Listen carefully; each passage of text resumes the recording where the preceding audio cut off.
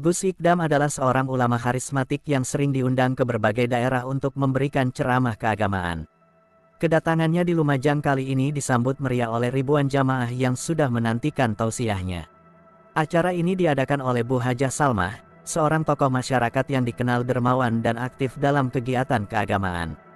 Banyak orang berbondong-bondong datang, membawa harapan untuk mendapatkan pencerahan dan keberkahan dari pengajian ini. Dari kejauhan, terlihat wajah-wajah yang penuh antusiasme dan kehusyukan, siap menyimak setiap kata yang akan disampaikan oleh sang ulama. Di tengah keramaian, panitia acara sibuk mengatur tempat duduk dan memastikan segala sesuatunya berjalan lancar. Mikrofon telah disiapkan, panggung dihias dengan indah, dan pengeras suara dipasang agar ceramah bisa didengar oleh seluruh jamaah. Suasana terasa sangat religius, dengan lantunan sholawat yang menggema sebelum acara dimulai. Gus Ikdam sendiri tampak tenang, menatap kerumunan dengan tatapan penuh kasih sayang, siap untuk menyampaikan pesan-pesan kebaikan. Seperti biasa, ia membawa ketenangan kemanapun ia pergi, seolah kehadirannya saja sudah cukup untuk menghadirkan berkah.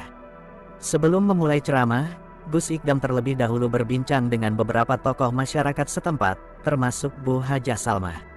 Mereka berbicara tentang kondisi umat Islam di daerah tersebut dan berbagai tantangan yang dihadapi.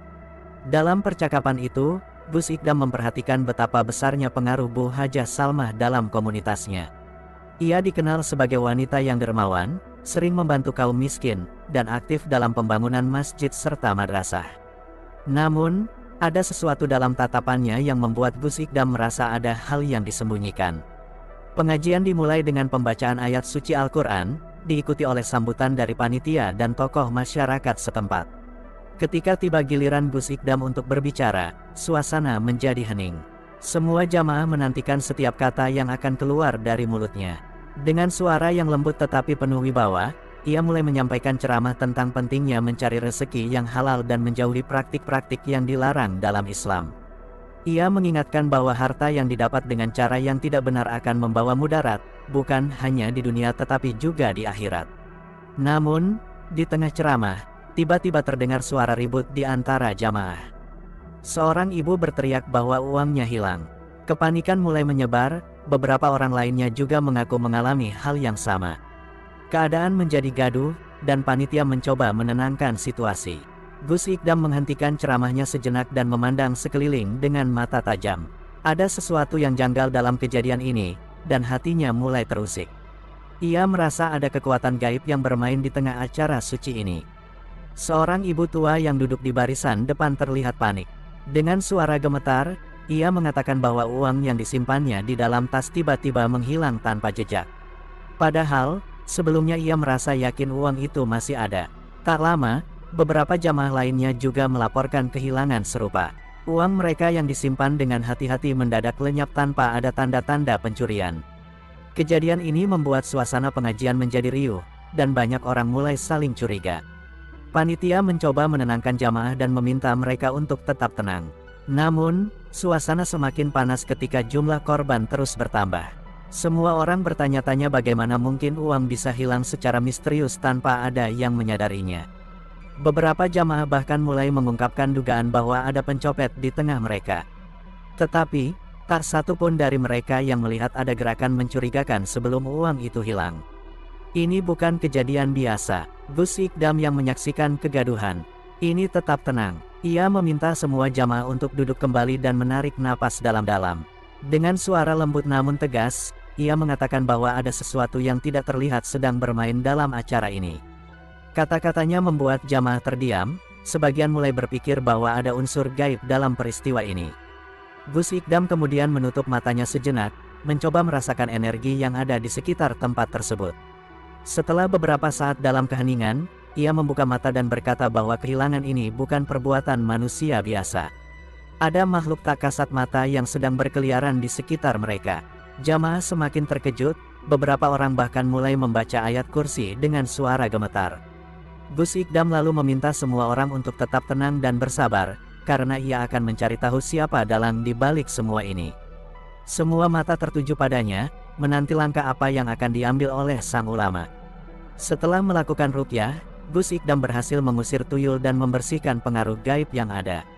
Bu Hajah Salma akhirnya benar-benar bertaubat dan menyerahkan harta yang diperolehnya dengan cara tidak benar untuk kepentingan umat.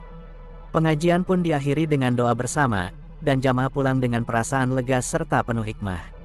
Peristiwa ini menjadi pelajaran bagi banyak orang bahwa mencari rezeki dengan cara yang tidak halal hanya akan membawa malapetaka. Kejadian ini juga semakin menguatkan keyakinan jamaah bahwa keberkahan hanya bisa didapat dengan cara yang benar. Gus Ikdam pun melanjutkan perjalanannya ke daerah lain untuk menyebarkan ajaran Islam, meninggalkan jejak kebaikan di setiap tempat yang ia kunjungi. Cerita tentang tuyul di pengajian akbar ini pun menjadi legenda di Lumajang, diceritakan dari generasi ke generasi sebagai pengingat agar selalu berjalan di jalan yang benar dan menjauhi segala bentuk tipu daya dunia. Dalam penglihatannya, Gus Ikdam melihat bayangan kecil berlari cepat di antara kerumunan.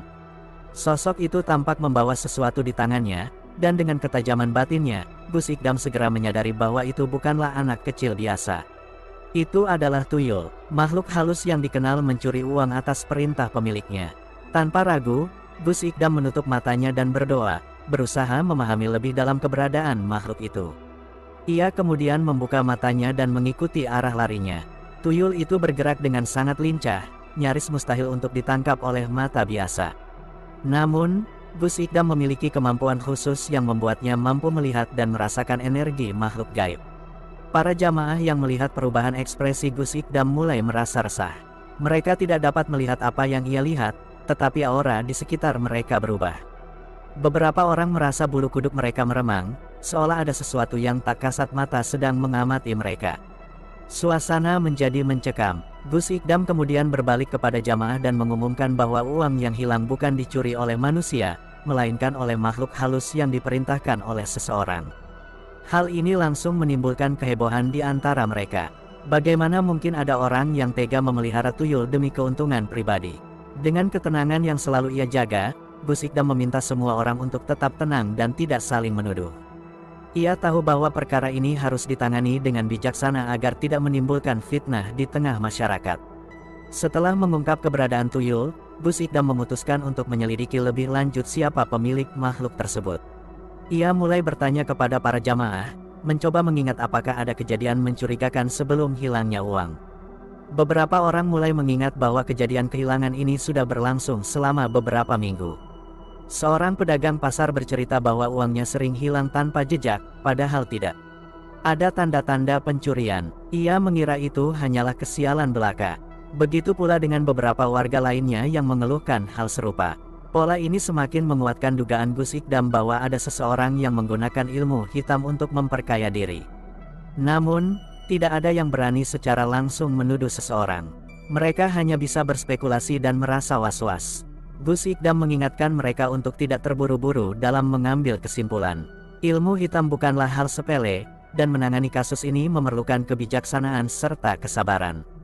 Ia memutuskan untuk melakukan doa dan meditasi untuk mencari petunjuk lebih lanjut.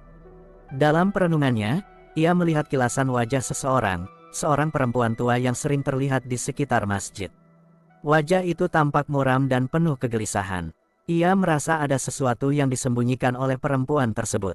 Setelah mendapatkan petunjuk itu, Gus Ikdam mulai mengarahkan pertanyaannya kepada orang-orang yang mengenal perempuan tersebut. Dengan cara ini, ia berharap dapat mengungkap kebenaran tanpa harus menimbulkan keresahan lebih lanjut di antara masyarakat. Nama Bu Hajah Salma mulai disebut-sebut oleh beberapa orang. Ia dikenal sebagai perempuan yang dulunya sangat kaya, tetapi beberapa waktu terakhir usahanya mengalami penurunan. Namun, yang mengherankan, ia tetap hidup dalam kemewahan. Beberapa warga mulai berbisik-bisik, mengaitkan keadaan finansialnya yang aneh dengan hilangnya uang mereka. Gus Ikdam mengunjungi rumah Bu Hajah Salma untuk berbicara langsung dengannya. Saat bertemu, ia melihat wajah Bu Hajah Salma tampak pucat dan gelisah, seolah-olah ia menyembunyikan sesuatu. Tatapannya menghindari mata Gus Ikdam, dan tangannya gemetar saat ia berbicara. Dalam percakapan itu, Gus Ikdam tidak langsung menuduh. Ia hanya bertanya tentang bisnisnya dan bagaimana ia bisa tetap bertahan meskipun mengalami banyak kerugian. Bu Hajah Salma menjawab dengan gugup, mengatakan bahwa ia memiliki tabungan yang cukup untuk bertahan. Namun, ada satu hal yang semakin mencurigakan. Di sudut ruangan, Gus Ikdam melihat sebuah kendi kecil yang tampak mencurigakan.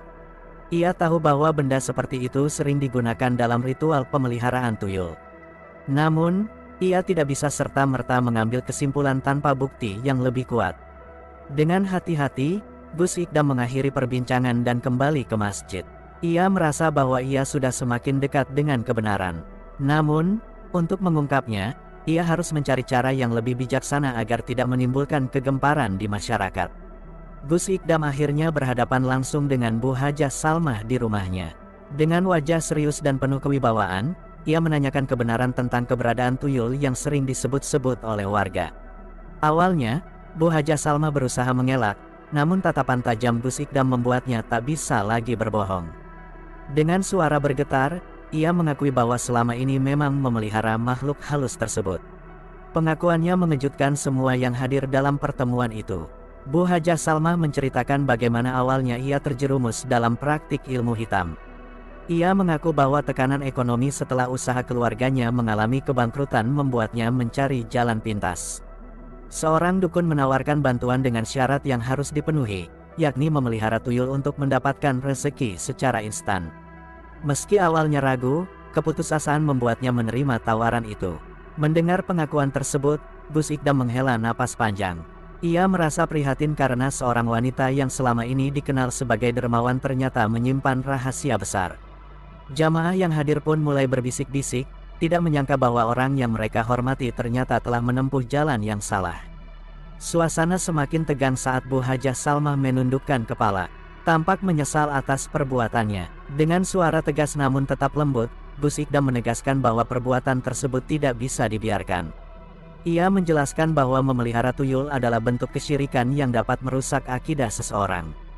Bu Hajah Salmah hanya bisa terdiam, air mata mulai mengalir di pipinya. Ia sadar bahwa perbuatannya telah menyalahi ajaran agama dan membahayakan dirinya sendiri. Akhirnya, Bu Hajah Salmah meminta bimbingan kepada Gus Ikdam agar bisa keluar dari jerat ilmu hitam. Ia ingin kembali ke jalan yang benar dan meninggalkan segala bentuk praktik perdukunan. Gus Ikdam pun berjanji akan membantunya dengan syarat bahwa ia benar-benar ingin bertaubat. Dengan hati yang penuh penyesalan, Bu Hajah Salmah menganggukkan kepala, siap menerima segala konsekuensi dari perbuatannya. Bu Hajah Salmah mulai menceritakan awal mula dirinya memutuskan untuk memelihara tuyul. Ia mengalami kebangkrutan besar setelah bisnis keluarganya hancur akibat persaingan usaha yang tidak sehat. Semua asetnya perlahan-lahan habis, dan ia mulai kehilangan kepercayaan dari orang-orang di sekitarnya. Dalam kondisi terdesak, ia bertemu dengan seorang dukun yang menawarkan solusi cepat untuk mengembalikan kejayaannya. Dukun tersebut menjanjikan bahwa dengan memelihara tuyul, kekayaannya akan kembali seperti sedia kala. Namun, ada syarat yang harus dipenuhi, termasuk memberikan sesajen dan melaksanakan ritual tertentu. Awalnya, Bu Hajah Salmah merasa ragu, tetapi rasa putus asa mengalahkan segalanya. Ia pun menerima perjanjian tersebut, tanpa memikirkan konsekuensi yang akan datang. Setelah memiliki tuyul, usahanya kembali berjalan dengan lancar. Ia mulai mendapatkan keuntungan besar, dan kehidupannya perlahan kembali seperti dulu. Namun, ada harga yang harus dibayar. Setiap malam, ia harus menjalankan ritual tertentu agar tuyul tetap patuh. Selain itu, ia juga mulai merasa gelisah dan sering mengalami kejadian-kejadian aneh di rumahnya. Ketakutan semakin bertambah saat ia menyadari bahwa kebahagiaan yang ia dapatkan hanyalah semu. Hubungan dengan keluarganya mulai renggang, dan ia sering merasa tertekan. Tuyul yang ia pelihara memang memberikan keuntungan, tetapi juga membawa malapetaka dalam kehidupannya. Ia merasa terperangkap dalam lingkaran setan yang sulit dilepaskan. Pada akhirnya, Bu Hajah Salmah menyadari bahwa kekayaan yang diperoleh dengan cara yang tidak halal tidak akan membawa berkah. Ia ingin keluar dari jeratan ilmu hitam, tetapi takut akan konsekuensi yang akan dihadapinya. Oleh karena itu, ia memutuskan untuk meminta bantuan kepada Gus Ikdam, satu-satunya orang yang ia yakini dapat membantunya keluar dari kegelapan. Gus Ikdam memberi peringatan keras kepada Bu Hajah Salmah tentang bahaya dan dosa besar yang ditanggung oleh orang yang memelihara tuyul. Ia menjelaskan bahwa memanfaatkan makhluk gaib untuk mencari rezeki adalah tindakan yang bertentangan dengan ajaran Islam.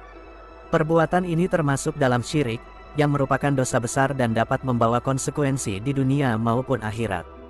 Dalam pertemuan itu, Gus Ikdam juga menceritakan beberapa kisah nyata tentang orang-orang yang mengalami azab karena memelihara tuyul.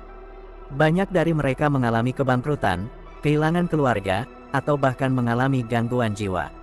Semua itu adalah akibat dari perbuatan yang menyimpang dari jalan Allah. Bu Hajah Salmah mulai merasakan ketakutan yang mendalam. Ia merasa bersalah atas perbuatannya selama ini dan takut akan hukuman yang bisa menimpanya. Dalam hatinya, mulai muncul keinginan untuk melepaskan diri dari perbuatan tersebut, tetapi ia masih ragu apakah tuyul yang ia pelihara akan benar-benar pergi. Gus Ikdam menegaskan bahwa satu-satunya jalan untuk bertobat adalah dengan sepenuh hati meninggalkan makhluk tersebut dan meminta ampun kepada Allah. Ia juga mengingatkan bahwa siapapun yang masih bergantung pada kekuatan selain Allah tidak akan pernah merasakan kedamaian dalam hidupnya. Akhirnya, Bu Hajah Salmah memutuskan untuk menyerahkan segala sesuatunya kepada Gus Ikdam dan para ulama lainnya. Ia siap untuk menjalani proses pembersihan dan ruqyah agar bisa kembali ke jalan yang benar. Gus Ikdam mengumpulkan beberapa ulama dan santri untuk membantu dalam prosesi ruqyah guna mengusir tuyul tersebut. Mereka memulai dengan berdoa bersama dan membaca ayat-ayat suci Al-Quran yang diyakini mampu melemahkan kekuatan makhluk gaib. Ruangan tempat ritual dilakukan disucikan dengan air yang telah didoakan. Saat ritual berlangsung, suasana menjadi tegang. Para santri yang turut serta dalam doa bersama merasakan kehadiran energi yang tidak biasa. Udara di dalam ruangan terasa lebih berat, dan beberapa orang mengaku mendengar suara-suara aneh yang berasal dari sudut-sudut ruangan. Bu Hajah Salmah duduk di tengah, sambil menutup matanya dan mengikuti doa dengan khusyuk. Dalam hatinya, ia merasa lega sekaligus cemas. Ia tidak tahu apa yang akan terjadi selanjutnya, tetapi ia berharap agar ritual ini bisa mengakhiri keterikatannya dengan tuyul tersebut. Gus Ikdam kemudian menginstruksikan semua orang untuk tetap dalam keadaan suci dan tidak lengah. Ia mengingatkan bahwa makhluk gaib sering kali berusaha mempertahankan keberadaannya dan tidak akan pergi begitu saja. Oleh karena itu, mereka harus tetap fokus dan berserah diri kepada Allah. Setelah beberapa saat, salah satu ulama yang ikut serta mengungkapkan bahwa tuyul tersebut menunjukkan perlawanan. Mereka menyadari bahwa tugas mereka tidak akan semudah yang diperkirakan. Saat doa-doa terus dibacakan, ruangan tiba-tiba terasa semakin dingin. Beberapa santri mulai merasakan ketakutan, tetapi Gus Ikdam tetap tenang dan memimpin doa dengan suara lantang. Ia memperingatkan semua yang hadir agar tidak goyah dengan gangguan yang muncul. Tiba-tiba, terdengar suara tangisan kecil yang tidak diketahui sumbernya. Suara itu semakin lama semakin jelas, seolah-olah berasal dari sudut ruangan yang gelap. Beberapa orang mengaku melihat bayangan kecil berlari-lari di sekitar ruangan, meskipun tidak ada yang benar-benar dapat memastikan keberadaannya. Salah satu santri yang ikut dalam ritual merasa tubuhnya lemas dan hampir pingsan. Gus Ikdam segera menyuruh seseorang untuk membacakan ayat kursi di dekatnya. Perlahan-lahan, kondisi santri itu kembali normal, tetapi kejadian ini semakin meyakinkan semua orang bahwa tuyul tersebut tidak mau pergi begitu saja. Gus Ikdam dan para ulama lainnya terus melanjutkan doa dengan lebih khusyuk. Mereka membacakan ayat-ayat tertentu yang diyakini dapat melemahkan jin dan makhluk halus. Semakin lama, suara-suara aneh yang muncul semakin berkurang, menandakan bahwa kekuatan tuyul itu mulai melemah. Setelah berjam-jam berjuang melawan gangguan dari dunia gaib, akhirnya suasana kembali tenang. Tuyul tersebut mulai kehilangan kekuatannya dan tidak lagi memberikan perlawanan seperti sebelumnya. Melihat semua kejadian yang berlangsung selama ritual, Bu Hajah Salmah semakin yakin bahwa dirinya harus melepaskan tuyul tersebut. Ia sadar bahwa memelihara makhluk gaib hanya mendatangkan kesulitan dan ketakutan dalam hidupnya. Keputusan untuk bertaubat kini semakin kuat dalam hatinya. Ia mengungkapkan kepada Gus Ikdam bahwa dirinya benar-benar ingin meninggalkan semua perbuatan menyimpang yang telah dilakukannya selama ini. Ia bersedia untuk mengubah hidupnya dan mencari rezeki dengan cara yang halal serta diridai Allah. Gus Ikdam menyambut baik keputusan Bu Hajah Salmah dan memberikan nasihat agar ia memperbanyak ibadah serta mendekatkan diri kepada Allah. Ia juga mengingatkan bahwa perjalanan menuju taubat tidaklah mudah, tetapi dengan niat yang tulus, Allah pasti akan memberikan jalan. Para ulama yang hadir juga memberikan dukungan kepada Bu Hajah Salmah. Mereka meyakinkannya bahwa selama ia benar-benar ingin berubah, Allah pasti akan membimbingnya ke jalan yang lebih baik. Keputusan ini juga memberikan dampak positif bagi jamaah yang hadir. Akhirnya, dengan hati yang mantap, Bu Haja Salmah melepaskan segala keterikatannya dengan tuyul tersebut dan bersiap menjalani hidup yang baru. Dengan doa-doa terakhir yang dipanjatkan, tuyul tersebut akhirnya benar-benar menghilang. Para ulama yang hadir merasakan perubahan energi di sekitar mereka, menandakan bahwa makhluk tersebut telah pergi. Tidak ada lagi suara-suara aneh atau perasaan tidak nyaman di dalam ruangan. Setelah kejadian itu, Bu Haja Salmah merasakan ketenangan yang belum pernah ia rasakan sebelumnya. Ia merasa seakan beban berat yang selama ini menekannya telah diangkat, dan hatinya menjadi lebih ringan. Para jamaah yang hadir menyaksikan kejadian ini dengan penuh keharuan. Mereka melihat bagaimana perjuangan untuk kembali ke jalan yang benar tidaklah mudah, tetapi sangat mungkin dilakukan bagi siapa saja yang memiliki niat kuat. Gus Ikdam menutup prosesi dengan doa syukur dan mengingatkan semua orang bahwa keimanan harus selalu dijaga. Ia juga menegaskan bahwa mencari rezeki dengan cara yang halal adalah satu-satunya jalan yang benar dalam hidup. Kisah ini menjadi pelajaran bagi semua orang, terutama mereka yang pernah tergoda untuk mencari jalan pintas dalam memperoleh kekayaan. Kini, Bu Haja Salmah memulai hidup barunya dengan penuh ketakwaan dan harapan yang lebih baik. Jamaah yang hadir di pengajian akbar itu menyaksikan peristiwa yang menggugah hati. Mereka menyadari bahwa dalam menjalani kehidupan, seseorang harus berpegang teguh pada prinsip mencari rezeki yang halal. Tidak sedikit dari mereka yang sebelumnya terjebak dalam cara-cara yang tidak diridai Allah merasa tersentuh dan berniat memperbaiki diri. Kejadian itu menjadi pengingat bahwa keberkahan dalam hidup hanya dapat diperoleh jika seseorang berusaha dengan cara yang benar. Selain itu, para jamaah juga melihat betapa pentingnya kejujuran dan amanah dalam mencari nafkah. Mereka mendengarkan kisah-kisah nyata dari orang-orang yang pernah terjerumus dalam ketidakjujuran, lalu menyesal di kemudian hari. Kesadaran ini mendorong mereka untuk lebih berhati-hati dalam setiap langkah yang diambil. Tidak sedikit yang mulai merenungkan bagaimana mereka mencari nafkah selama ini. Ustaz yang memimpin pengajian menekankan bahwa Allah tidak hanya melihat hasil, tetapi juga proses yang ditempuh seseorang dalam mendapatkan sesuatu. Ia mengajak jamaah untuk selalu berserah diri kepadanya dan tidak tergoda oleh kemudahan yang justru bisa menjerumuskan. Banyak yang menangis haru, menyadari bahwa selama ini mereka mungkin kurang memperhatikan dari mana sumber rezeki mereka berasal. Selain aspek mencari nafkah, pelajaran lain yang bisa dipetik adalah pentingnya berbagi dan bersyukur atas rezeki yang telah diberikan. Dalam kehidupan, seringkali manusia merasa kurang, padahal sudah memiliki lebih dari cukup. Dengan hati yang bersih dan penuh rasa syukur, seseorang dapat merasakan kebahagiaan sejati. Kesadaran ini membuat banyak jamaah bertekad untuk lebih dermawan kepada sesama. Setelah pengajian selesai, suasana berubah menjadi lebih tenang dan penuh harapan. Para jamaah saling berbagi pengalaman dan menguatkan niat untuk menjalani kehidupan dengan lebih baik. Pengajian itu tidak hanya sekadar pertemuan rutin, tetapi menjadi titik awal perubahan bagi banyak orang.